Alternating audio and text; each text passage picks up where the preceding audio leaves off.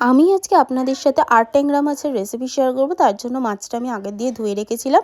এরপরে কড়াই সাদা তেল দিয়ে নুন হলুদ মাখানো মাছটাকে ভালো করে ভেজে নিয়েছি। একটু লাল লাল করে ভেজে নিতে হবে।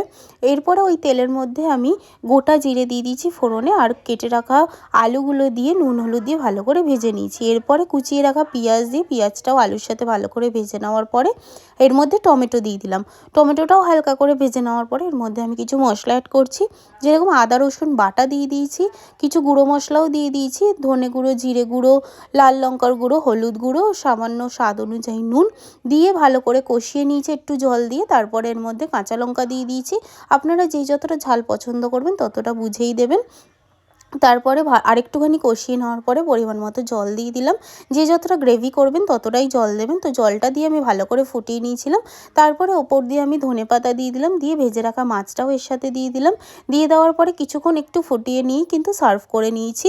আর আপনাদের যদি রেসিপিটা ভালো লেগে থাকে তাহলে প্লিজ একটা সাবস্ক্রাইব করে দেবেন, আর একটা লাইক করে দেবেন, আর কমেন্ট করে জানাবেন রেসিপিটা কেমন লেগেছে। Thank you.